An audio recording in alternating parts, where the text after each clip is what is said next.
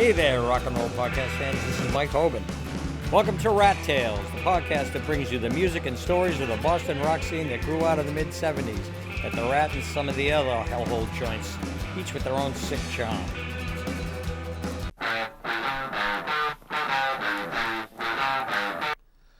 Well, I was a military brat. I was born in Quantico, Virginia. It's about half hour below D.C. And I was there for a couple years.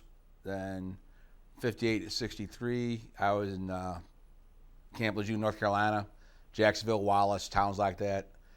Then back up again to Manassas, Virginia, near the Battle of Bull Run, 63-64. That's 1963, 1964, not 1863, 1864.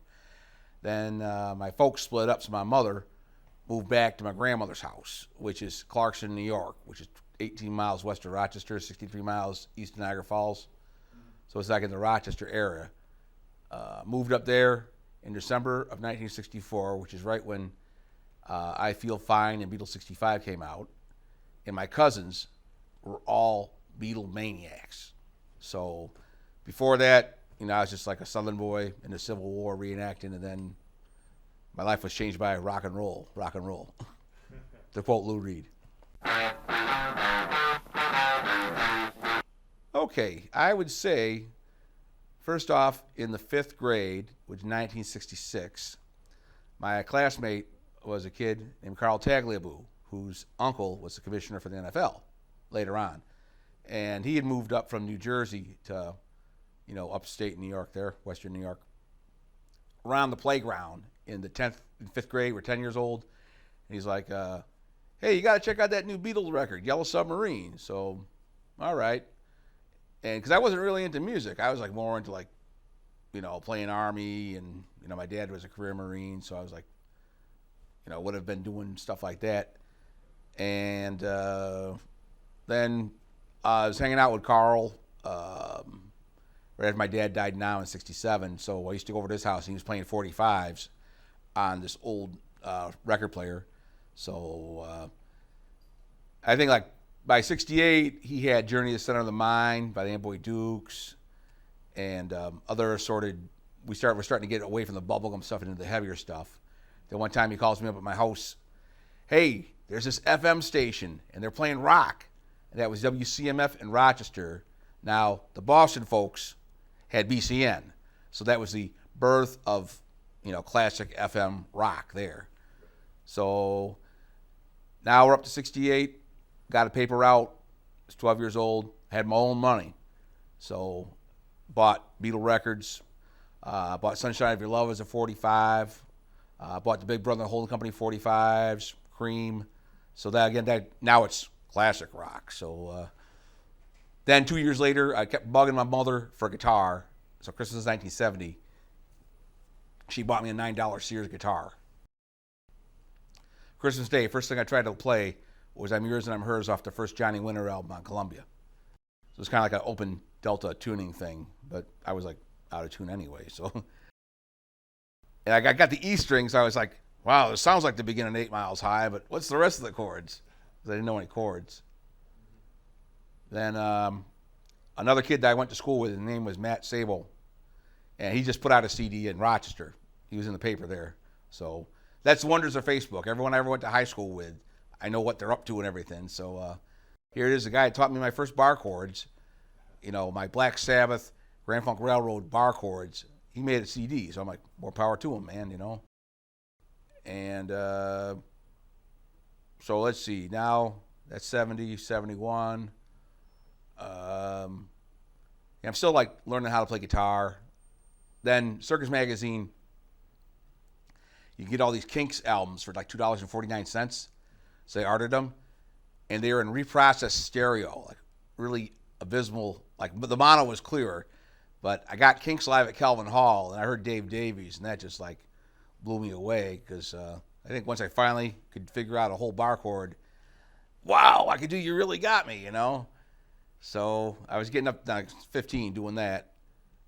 Then I've been reading about the Stooges, so I heard Funhouse, and I'm like, man, these guys, everyone had to, back then you had to be like Jimmy Page if you were playing guitar, or at least that was the kids in my school. You had to be like a virtuoso. And well, this is like so primitive. Even I can do it, you know. There was an interview in a fanzine called The Fanzine out of New York. I know I did this interview in '78. Story still stays the same. I bought Funhouse and Go Bo Diddley the same day, October '71. So Ron Ashton, Bo Diddley, two big major primitive guitar influences there.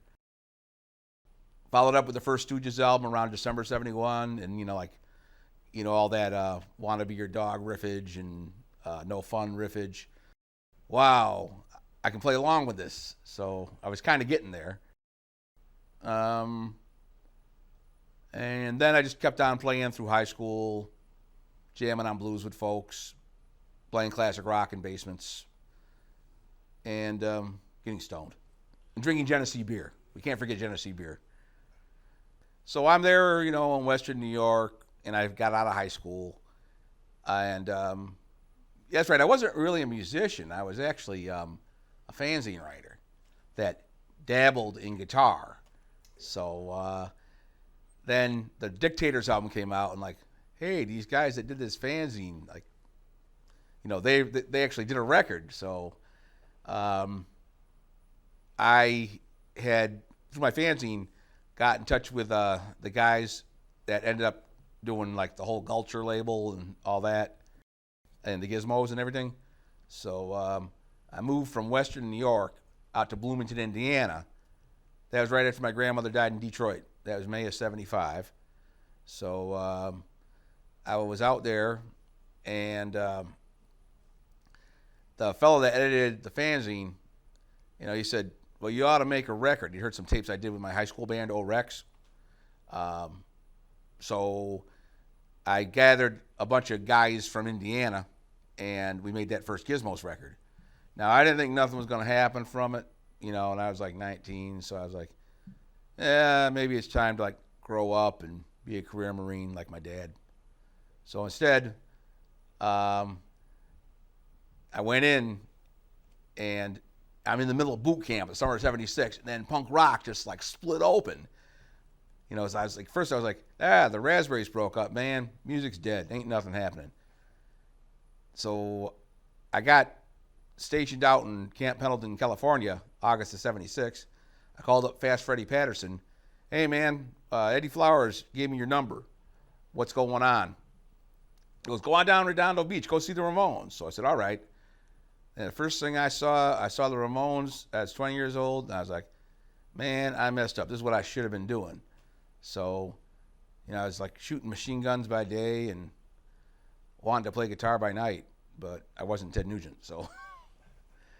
So then next up, I got stationed in Washington, D.C. I went back to Quantico, where I was born, and I had, this is before they had online dating. You used to have pen pals with girls, you write them letters, ink, stamps, those things. So, slate, this ex-girlfriend of mine, Patricia Reagan, she later ended up writing for Punk magazine, when she left DC. But, we were dating, and, I was like, hey, let's go see the Ramones. They're playing up the Child Herald in DC. So we went up there, and she introduced me to Slicky Boys. So I became friends with them that night, '76. And the guy from Slicky Boys, Kim Kane, he was like, the Gizmos, you're supposed to be out in Indiana. And I go, I'm stationed here, man. Now, who was guarding the Pentagon at the same time was Jeffrey Dahl, who later went on to the Angry Samoans. I've wrote to him. I actually haven't met him, but it's yeah, I was guarding the Pentagon. I was in the Army. I go, well, I was in Quantico in the Marines. I was at that Child Herald gig. I was too, We both had short hair, but can't know everybody from there. And then I started getting in touch with the Boston Groupie News, so I came up to Boston, and I met them. And so the first day I was in Boston, which would be Saturday, March 12th, 1977, I heard the Live at the Rat album debuted on Oedipus's Demi-Monde from 4 p.m. to 7 p.m. Went down to WTBS and met Oedipus. Then I went to the Rat and saw the Real Kids. and they did Genie, Genie, Genie by Eddie Cochran, and I was like, wow. I mean, normally, when you do an Eddie Cochran, you'd have like the Blue Cheer version or the Who's version, and this John Felice is just like straight ahead rock and roll, and I was like, man, this is like the greatest thing, like-minded souls. So I saw them, then went over to the club. I saw Sea King, which ended up becoming, well, that was Sal Baglio. That was the Stompers. And they were playing with Third Rail that night. And I met Mark and Linnell that had Dirt Magazine. So that was quite a first night for, I was like, man, I'm a hick, man. I'm in the big city. So then next up, a couple weeks later, I went down to CBGB's. They had all their Live at the Rat bands were playing there. And the bill was, if I remember correctly, Mark Thor, DMZ, Thunder Train, Third Rail, Willie Loco, in that order. And I saw DMZ, I went out of my mind because I was in love with the Nuggets album. And they were doing the Nuggets songs, like, there was just me, but then there was like 5 versions of me on stage, like, oh man, these guys are doing, this is exactly the lineup I want. I just got to like get the right lineup. So then, let's see, April 2nd, 77, that was when I turned 21. So I always took a little license with a Merle Haggard song for this. I turned 21 in Boston at the Rat with DMZ, and Johnny Barnes was opening, but Mama tried, Mama tried. So when I was 21, it was a very good year because I saw DMZ on my 21st birthday. I saw them play Raw Power, and the chords were out of sync, and they were out of tune, but still the fact that they were doing Stooges covers, I was in hog heaven. And then I just kept coming up to Boston, saw all these, like April 16th of 77, Dead Boys, hanging out with Gita Chrome, 23rd, Thunder Train. Sometime during the summer, I met Bob the Boob Colby, Atlantics and Nervous Eaters. And so those are like Rat bands. My band, the Africa Corps, John Felice got me my first gig in Boston. He says, let me go talk to Teddy Cantone, who's Mario Cantone's older brother. So we all came up from D.C. and played. That was myself, Africa Corps, and a couple of the Slicky Boys. And we played with the Destroyed, we played with Thunder Train, we played with Third Rail. Then 2 weeks later, Labor Day of 77, this guy, drummer Richie Johnson, he's like, wow, you guys are great, man, you guys are great. I'm in Baby's Arm, which ended up becoming Classic Ruins. Richie, now he's with the Rick Caraccio band. The last ones. Sorry, guys. I'm trying to, time's going on a little much. So I got up and sang Gloria with them. So that was kind of like my introduction to the scene. Anything else I saw, I just kept coming up here on leave. I was like, I'm just going to do my time in the Marines and get out. And I left a trailer in South Carolina and came up to Boston and stayed with Frank Rowe. His wife, Denise, got me a job at the Coop. So we're up to 1980. Then I met James Strait from James Strait and the Bureaucrats. I used to roadie for them. So then I just started putting together Boston bands. So now, yeah, we're up to the point to where I got here. And I just haven't left. They were the very first band on the very first night that I saw. I remember, because I was a big fan of Lester Bangs, and actually I ended up meeting Lester once when I was in Boston. He came to town with the Blondie book. He was talking about how the Southern rock bands were like the nicest guys. So we get on the guest list for Capricorn Records. We're backstage. I'm 19 and I'm drinking beer with these Southern rock guys. And then, give them a ride up and all that. So one hand patting the other. But in fact, here's probably the best quote. Yeah, man, if it wasn't for the real kids, I'd still be listening to Southern rock. Not that I still don't. Yeah, then that whole punk explosion came out. Then I actually toned down the long guitar solos. Well, the way I remember it, and if you ever get folks like Frank Rowe and Jay Rassler, etc., down here, they can, because they were actually living here. The way I understand it, and I've heard their stories too, there were only 2 clubs, the Rat and Cantones, maybe the Club. So that's a circuit of 3 clubs. Live at the Rat album, for those 4 sides of the album, there may be only 5 bands. So it was actually down in D.C. it was even smaller. It was the Slicky Boys. And, they had like 1 or 2 clubs. At least here it was like, double your options of like checking out bands. So, the way Cantone started was, it was a Sunday and the real kids were playing and it was only $1. And I love a bargain. I thought paying $3 in 1978 for Nervous Ears and La Peste was too much. And I used to get so mad, I'd take my leather jacket and, I'd drink a 6-pack before I went in, then I'd smoke beers inside my leather jacket too, So, hell, I ain't spending that kind of money. So, but then it did start blossoming out, but in the very, very beginning, I think the one that wins the prize, and I wasn't really here for that, though I know this, Asa Brebner, another guy y'all should talk to. I think the Mez were actually like ground zero. The Mez in 1975 would have been like the very beginning. Asa Brebner. I've known Asa since Asa played with John Richmond, and that means I've known him since '78.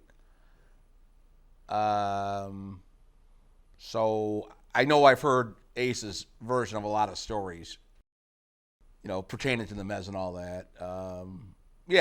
I've met Mickey Clean. He's a charismatic singer, quite a character. Yeah, it definitely would have started out like the Mez were. Well, actually, even the Modern Lovers, then the Mez. Maybe that's how it's supposed to go. But again, I wasn't living here, so you can't 100% quote me. I just know the folks that were there back then. And again, half that stuff's been getting reissued now. Like there's Modern Lovers live at a Harvard mixer with John Felice on rhythm guitar. So I'm like, okay, well, this is definitely unique for that time, because there they are sounding like the Velvet Underground, and I was like still in Western New York listening to Deep Purple's Made in Japan. Not that I still don't. Yeah, because you got to remember, I was like down in Maryland and South Carolina, and I was a Marine Guard. So music was something I did I'd have one weekend I'd be on guard duty, the next weekend I'd be off for weekend pass. So I did record 6 records while in the Marines. So, me and Elvis. And actually right now I'm 283 pounds, so I'm bigger than Elvis. So outlived him too. I remember the guy, Evan from Muck and the Myers, when C.J. Ramone joined the Ramones, he's like, Kenny, they got an ex-Marine in the Ramones. I go, well, good, trying to be like me, My son. I moved to Boston. Had a band called The Heroes that played at the Underground. And we played with Big World. And there was another band from Rhode Island that was a pop band. Now, I have forgotten who that was. That was 30 some odd years ago. But we played out for a bit. Then I got into the Pebbles album series.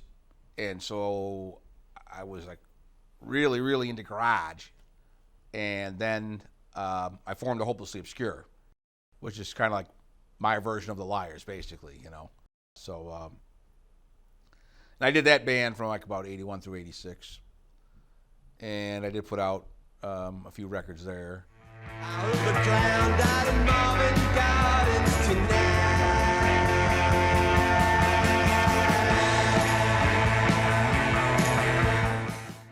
But I've always been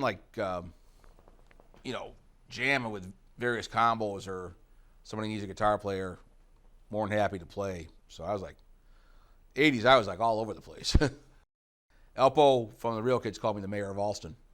We walking down the street and hey, Kenny, how you doing? Oh, yeah, this is Alan, So he's like, Kenny, you're the mayor of Alston. So sounds good to me, man, So Willie Loco, he can have Mass Ave, that can be his turf, Harvard Ave, man, that's my turf. So, because I was working at Bunratty's liquor store, get out of there, and Marty's liquor store, which is near Bunratty's, that's right. The office for the Beat was right there too. So that was my world. That, and then Johnny D's, the club Johnny D's. So, and there's a lot that I don't remember. People have told me about, oh, well, maybe got banned from a few clubs for too much drunken hell raising. I've been sober for 10 years now, but I don't regret none of it. They make for good tales to tell because the clubs are all closed anyhow. So, all right, let's see. So I'm there in the 80s. Then after that, by 86, I was 30 years old. So then I was like, well, I should just keep doing my Kenne bands under my own name. So, the Kenne Highland this, the Kenne Highland this, the Kenne Highland clan, because clan is Scottish Gaelic for family, so, that's what it was. I was like their clan chieftain, so. And a lot of folks been in, a lot of folks been out, so main thing is just, obviously keep on going, keep on playing. So I've been doing that, and I don't know, I think I've done like about 50 records. I can't keep a track. So, yeah, just vinyl, CDs, cassettes, 45s. Go on eBay. There's a friend of mine from high school that was a high school band with me, Bill Rowe, and he keeps a track of that for me because he's trying to collect like the complete highlight. I don't even have a complete discography on me. Yeah, usually like I do them and then I'm like, well, okay, on to the next thing. So whatever the next thing may be. I loved DMZ so much. In fact, Alpo, when he was alive, so he goes, oh, you always liked DMZ better. Like, now why are you saying that? We used to get drunk and argue a lot when we were living together. So, Peter Greenberg's guitar playing was just like the greatest. He even told me, he says, I tried to make every solo I do sound like James Williamson. So, definitely a very overt Stooges influence there. You could definitely hear that.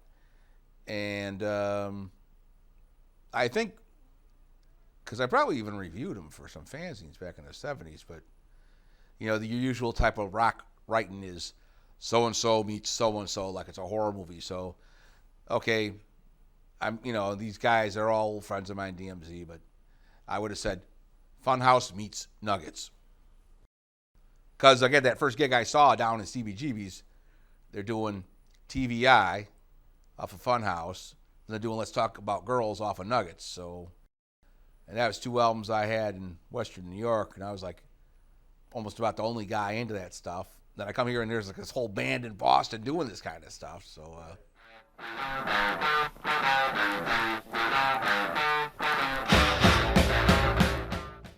okay, now I can actually answer that because I was commuting from D.C.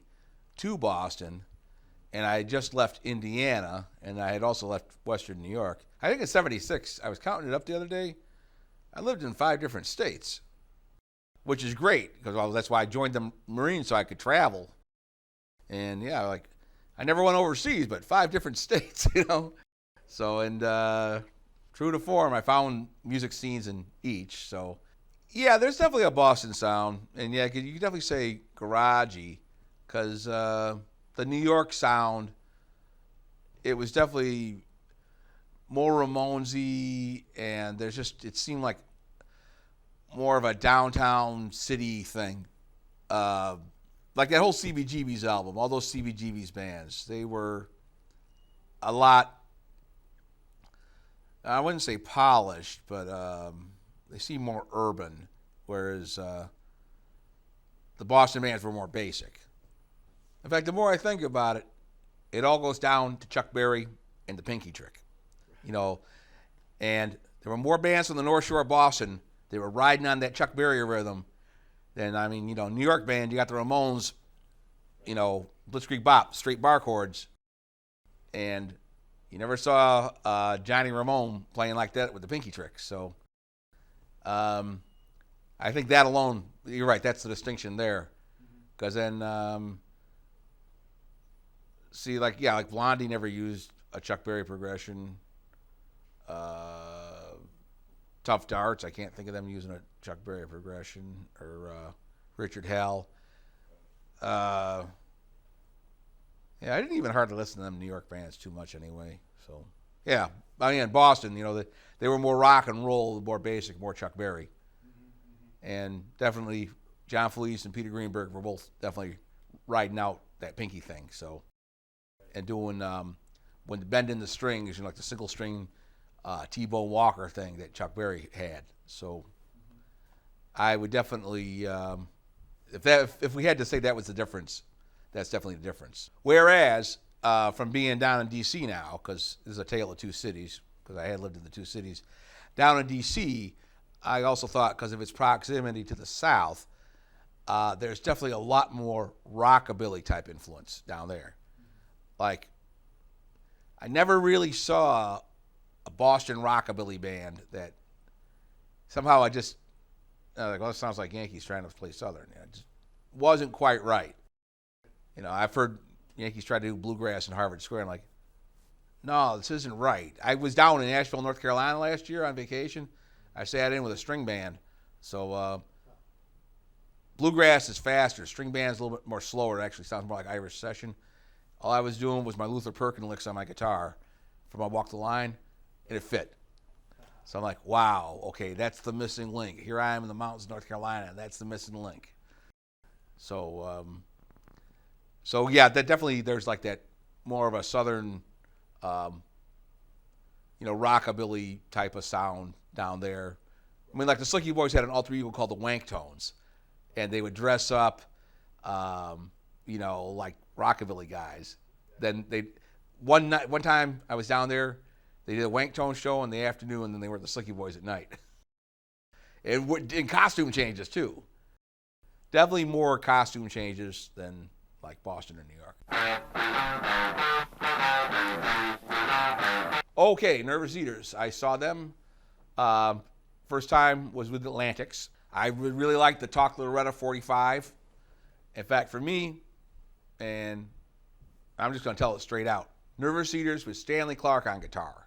That's like the John Paul, George, and Ringo of that lineup, and Jeff Wilkinson on drums. That's like, I know they keep getting back together, and I should have been at Royale, and I should have seen this, and I should have seen that, and oh, Kenny, where were you? The Eaters are playing. I'm like, all right, that's all good and well, but Jeff Wilkinson, Stanley Clarke, Rob Skeen, to me, that's like the be-all and the end-all.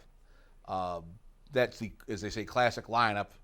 Yes, I saw them, Cantones a whole mess of times, and again, they had the Chuck Berry chords.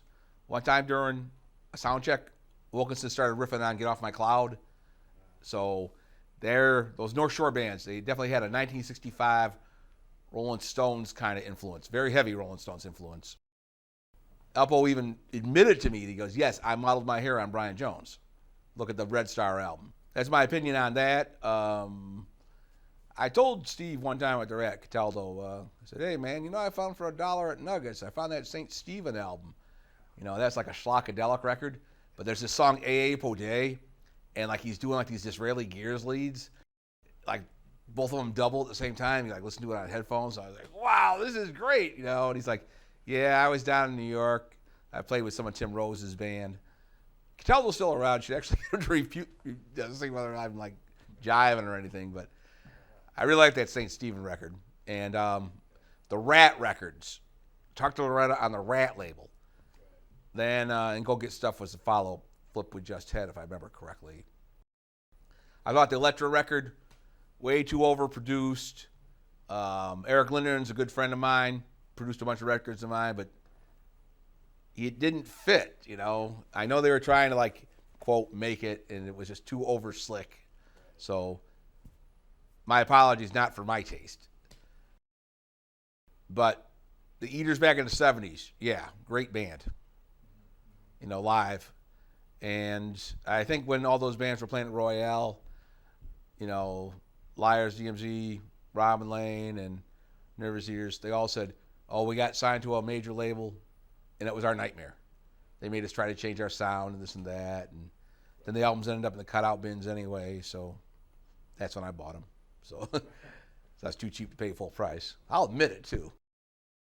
Hey, man, I got the first Stooges album, like, for $1.99, so... I'm like, wow, I don't regret that.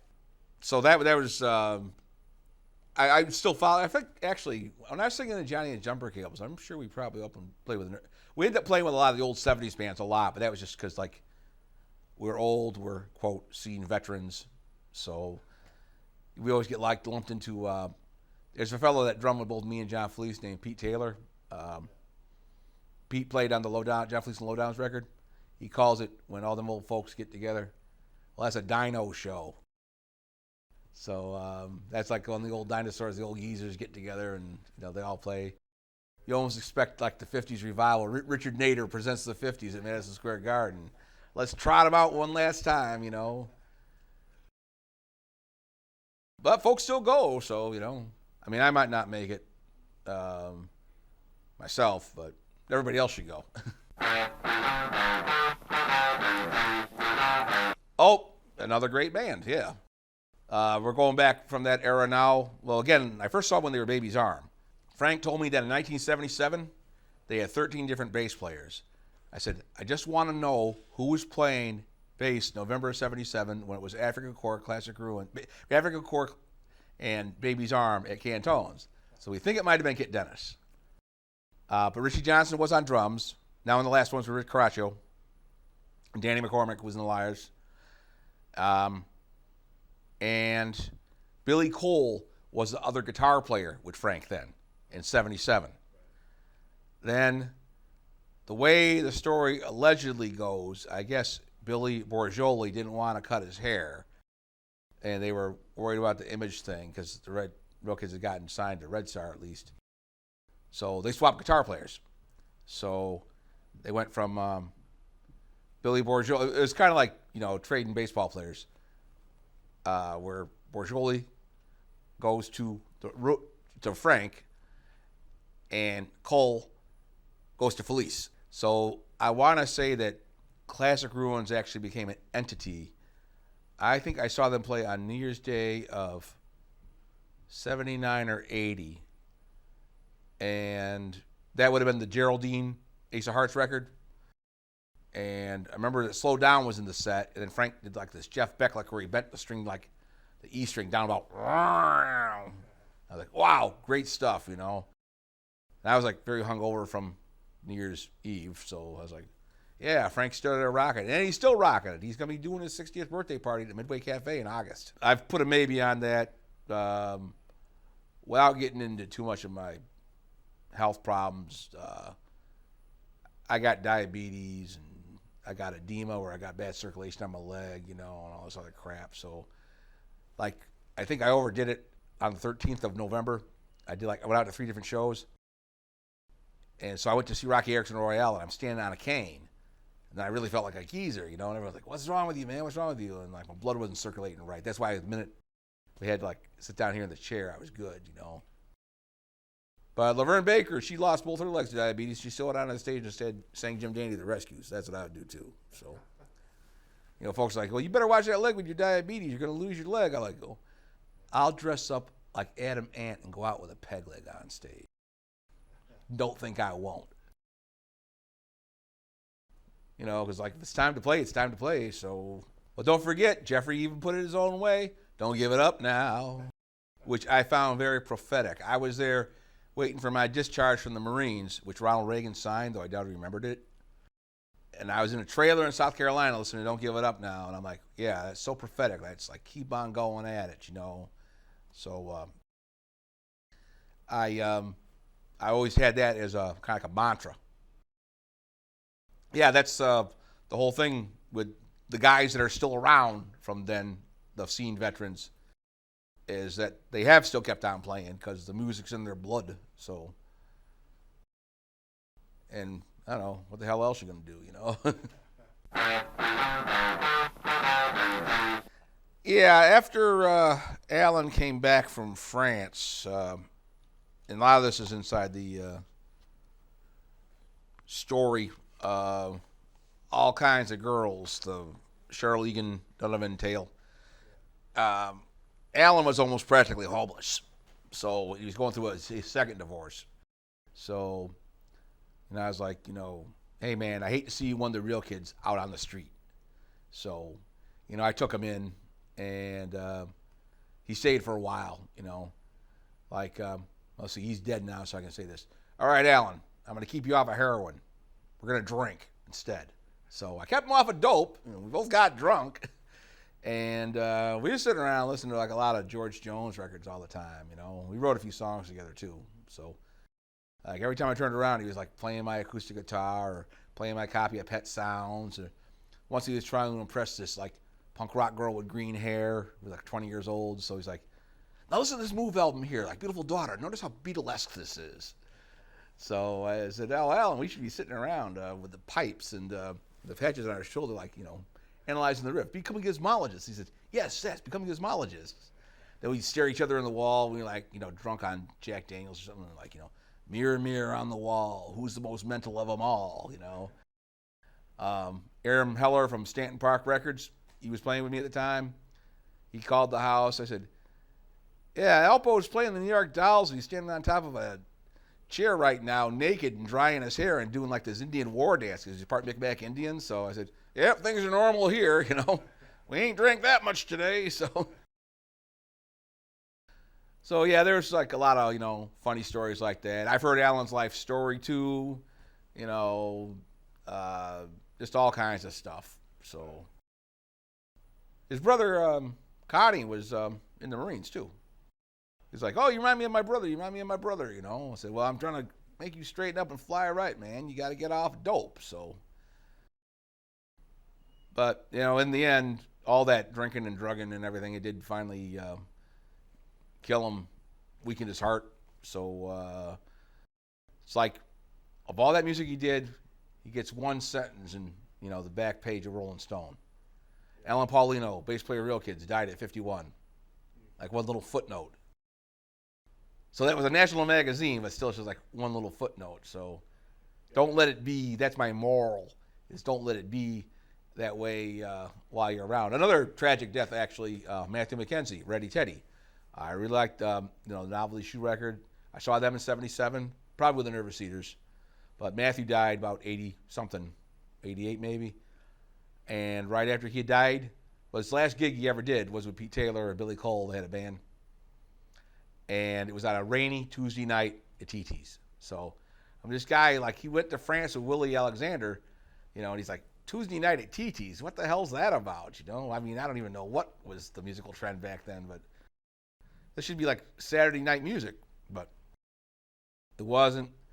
And I was at Looney Tunes over there near Berkeley, looking through the 45s, Novelty Shoes Goo Goo Eyes, 49 cents, and I'm like, man, Matthew's dead, and he's got a 49-cent 45.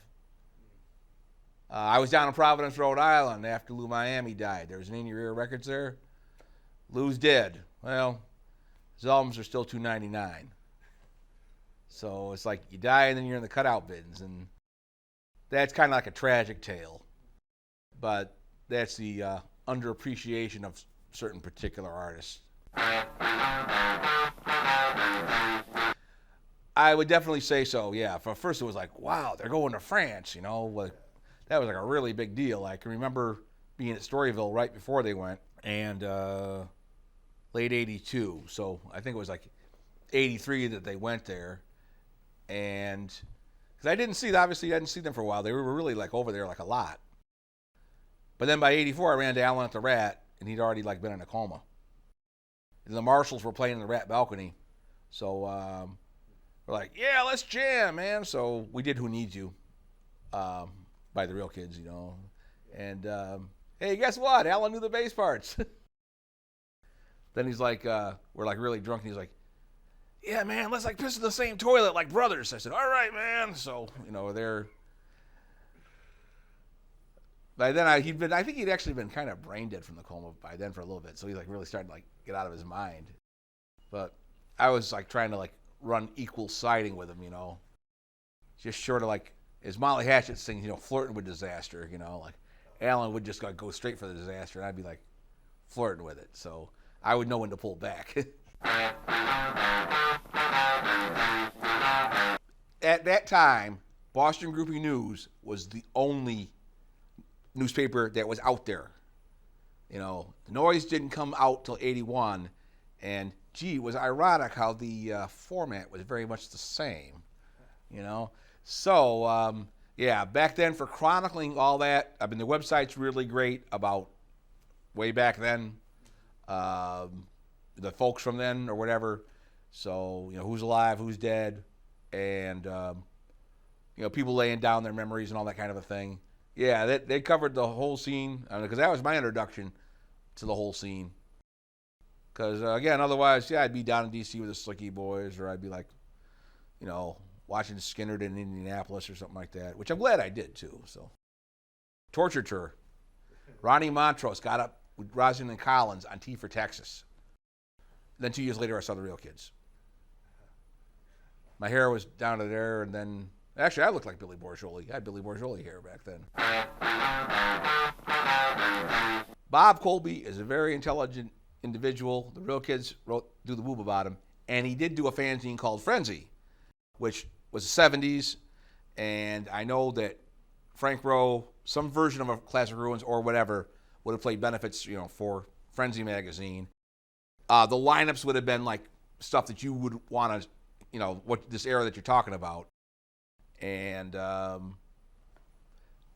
Bob, I was roommates with him for a year, too. I lived with the Boob and Alpo. Let's put that on print. And Bob's real serious about the music that he likes. And he showed up at my 55th birthday party, too. And he's been, watching me since 77. It's like, man, you didn't have to show up. You see me once, I'm still the same, always going to be the same. But he, now, his thing... He doesn't do so much writing anymore, photography. And he's developed a really good eye for that. And, it's on Facebook, his stuff that he does. So, but he was quote, around the scene back then.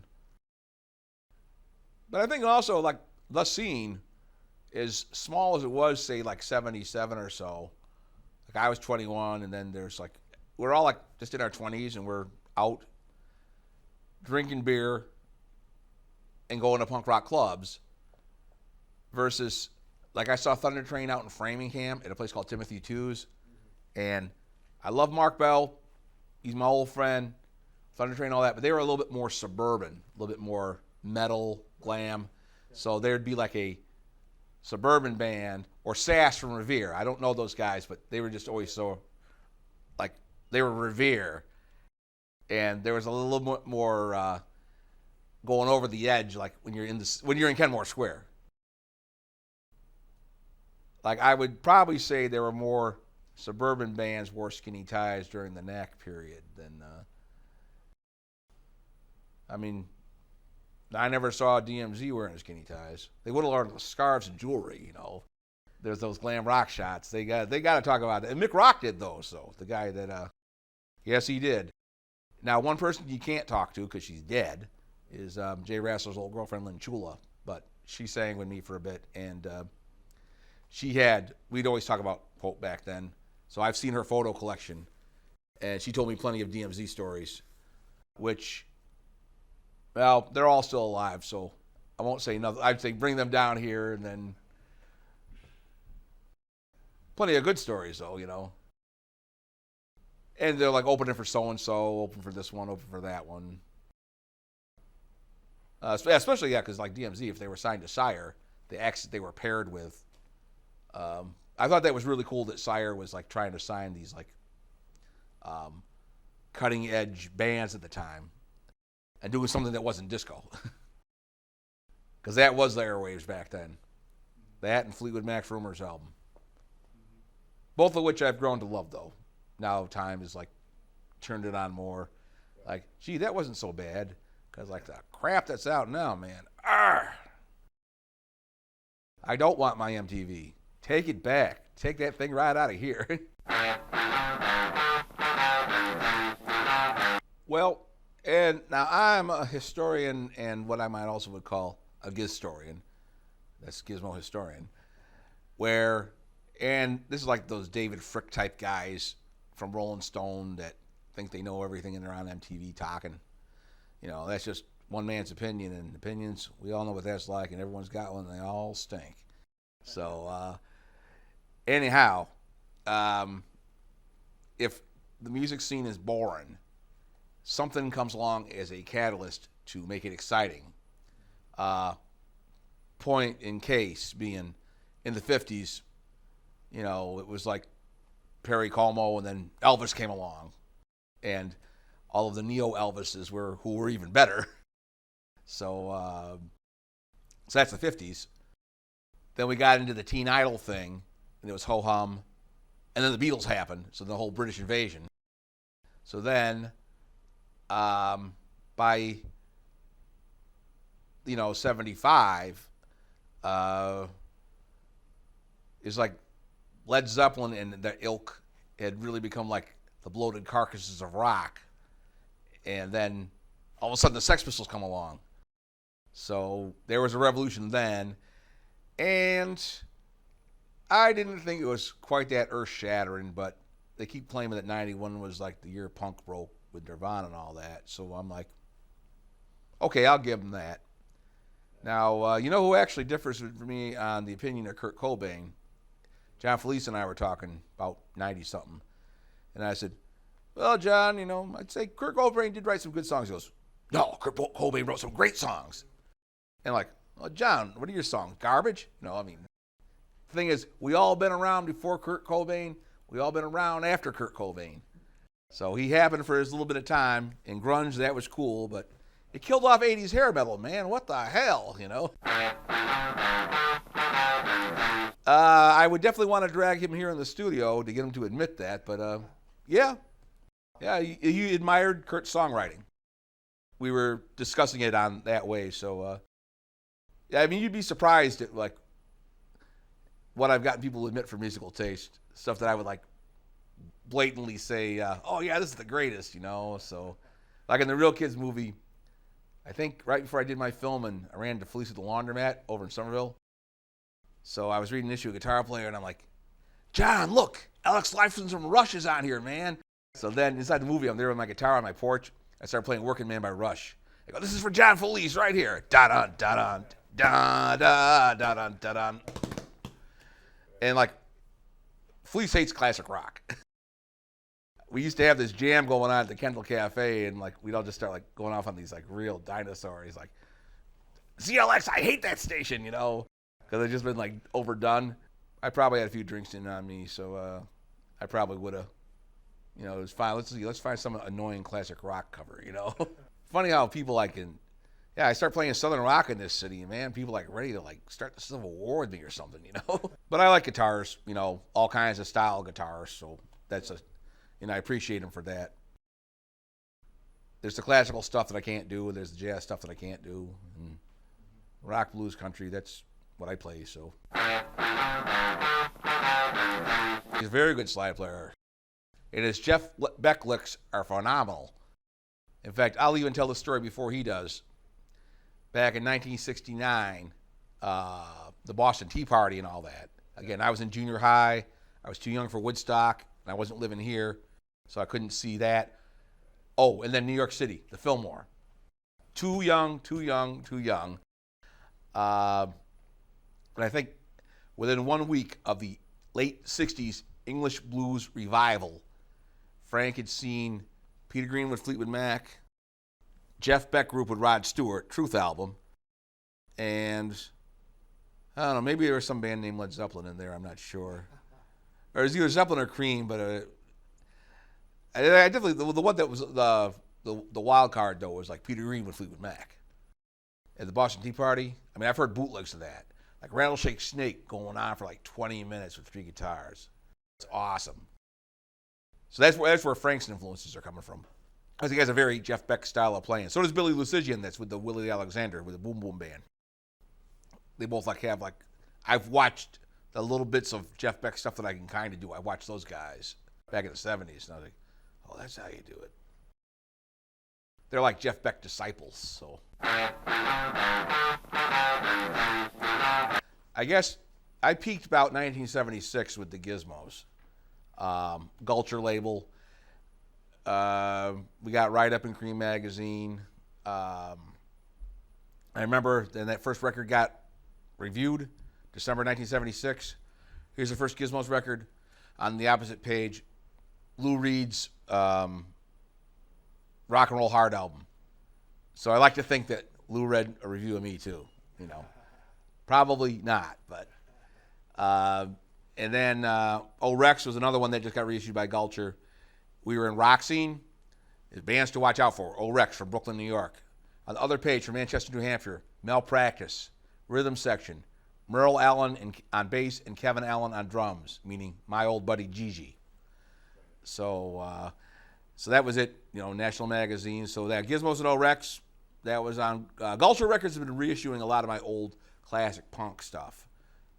There's like a catalog. African Core did 2 albums, and that's been reissued on Gulcher. Hopelessly Obscure did some records.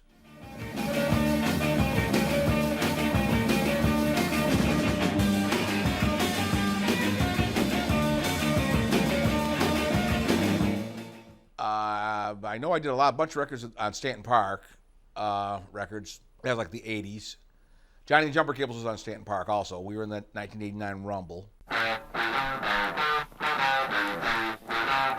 Throbbing Love, the first Nobody Gets on the Guest List? Okay, I'm on 2 cuts there. 1 Hopelessly Obscure song. Let me take a bow with a girl that I just met.